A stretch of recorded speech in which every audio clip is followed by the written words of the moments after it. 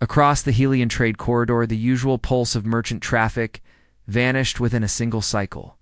Navigation beacons blinked out one by one. Long-range relays that had spoken for centuries suddenly went dark. The stars did not change, but the network that tied them together did. In the vacuum between systems, the absence of signal was louder than any alarm. The Karth Dominion noticed first. They were old, organized, and proud. Their fleets had enforced order across the outer arms long before humans had built their first orbital stations. Dominion patrols entered the corridor expecting smugglers or pirates. They found wreckage. Hull fragments drifted like ash. Containers split open, spilling food packs and fabric and machine parts into the void. No bodies, no distress calls, no survivors. The ships looked as if something had peeled them apart without heat, without blast, without urgency. Like a giant hand had tested them and decided they were not worth keeping. The Dominion sent a report to the Concord Assembly. The Concord was a loose alliance of dozens of species, each with their own languages and laws, united only by fear of chaos. The Dominion did not fear chaos. They feared competition, so when they asked for an emergency session, the Assembly listened. The meeting took place in a ring station above the neutral world of Asteron.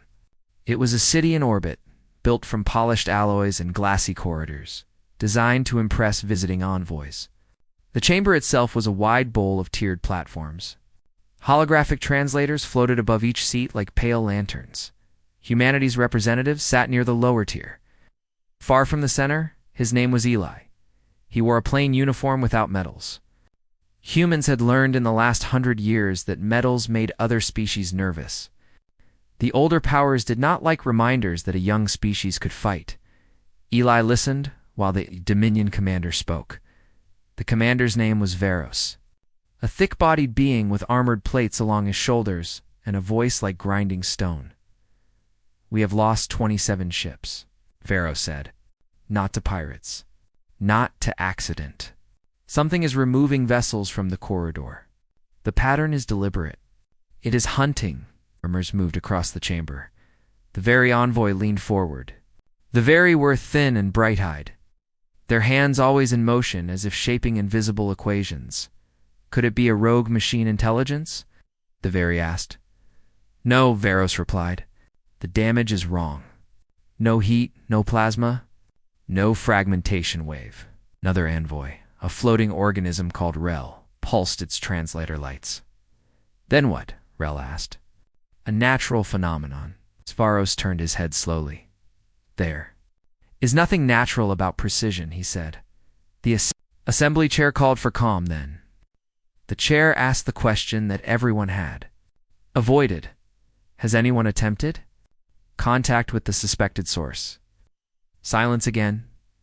Not because no one had tried, but because no one wanted to admit the truth. The Helion corridor cut through a region claimed by the Archon Collective, a secretive power that rarely spoke and never negotiated. They were not part of the Concord. They were tolerated only because their fleets were massive, their borders were unclear, and the corridor was profitable. The Dominion commander finally said it. "We sent a probe. It did not return."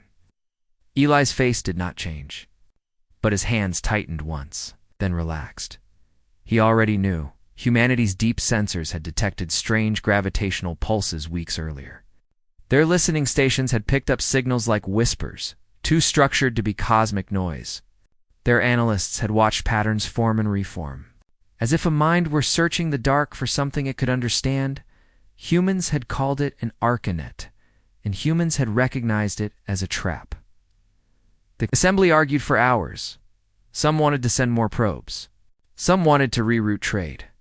Some wanted to send a fleet to show strength. A few wanted to abandon the corridor entirely and accept the economic loss. Eli did not speak until the chair addressed him directly.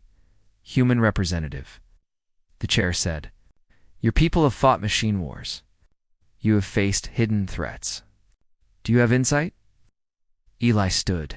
He looked up at the tiers of alien faces.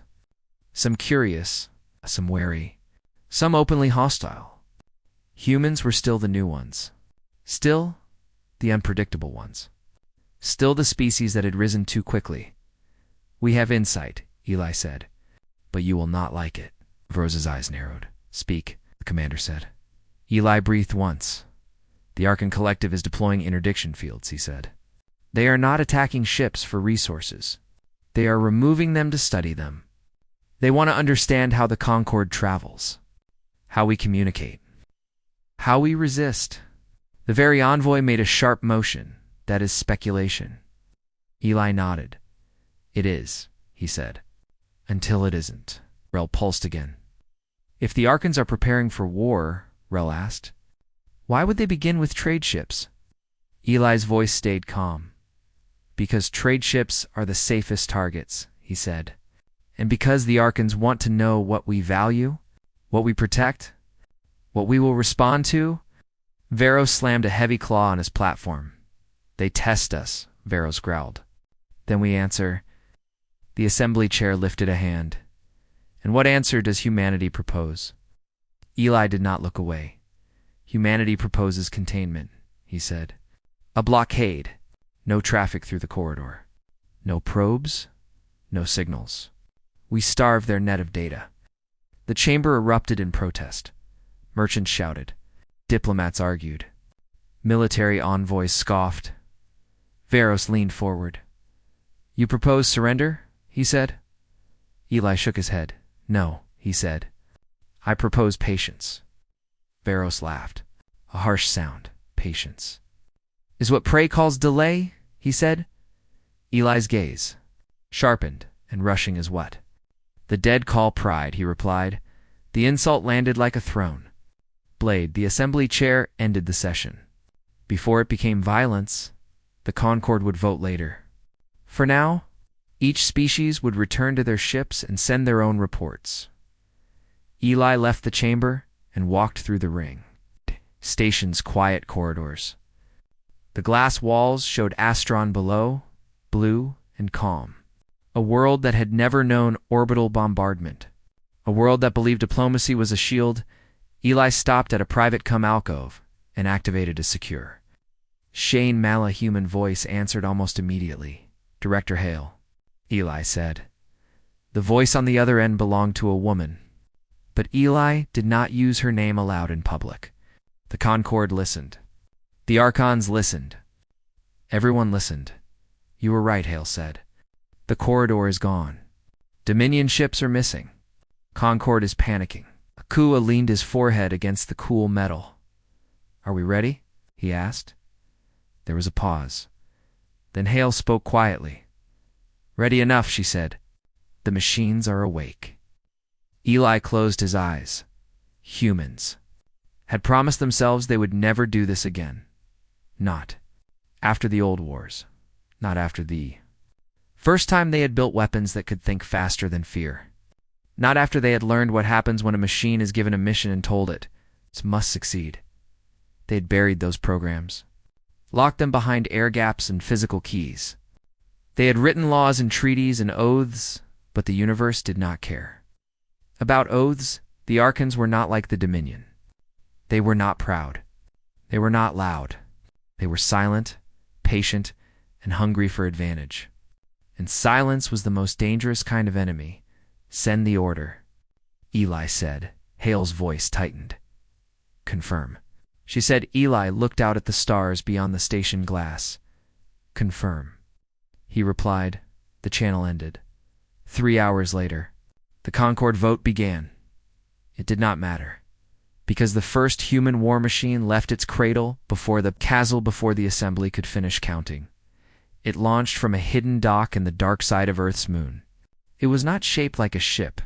It was shaped like a spear. A long body of black composite, without windows, without insignia, without beauty. Its engines did not flare. They folded space in a controlled ripple and vanished. Its designation was not spoken in public. Inside Human Command. It was called Atlas. Not because it carried the world, but because it carried the weight of what humanity had become. Atlas emerged at the edge of the Helion corridor. The region looked normal at first glance. Stars, dust, a thin haze of ionized gas. But Atlas did not see like living beings. Its sensors mapped gravity, electromagnetic flux, quantum drift. It saw the net, a lattice of invisible fields stretched across millions of kilometers, layered like spider silk. It was tuned to catch the signature of warp travel. To distort it? To pull ships out of transit. Atlas did not panic. It did not fear. It did not hesitate. It began to cut. The machine's forward array released a sequence of pulses. Not a beam, not a missile, a mathematical disruption. A carefully shaped wave that struck the lattice at key nodes. The net trembled, then it tore. Across the corridor, fields collapsed in a cascade. Gravity ripples rolled outward like shockwaves in water. Any ship caught in transit would have been shredded, but no ships were there, because Eli's order had gone out first. Humanity had sealed the corridor without asking the Concord for permission. The Archons responded within minutes. Their first ships appeared without warning, slipping from folded space like shadows stepping into light. They were wide and flat, with layered holes that bent sensors away. They moved with a smoothness that made living pilots. Uneasy, Atlas identified them. Not as vessels, as threats. The machine launched drones, hundreds of them, each no larger than a cargo crate, each carrying a single purpose. They spread like a swarm, forming a shifting sphere around Atlas. They did not shoot immediately. They watched. They learned. They fed data back to the core. The Archons fired first. A thin line of light crossed the void. It struck a drone and erased it. No explosion. Just absence. Atlas adjusted. The next arc,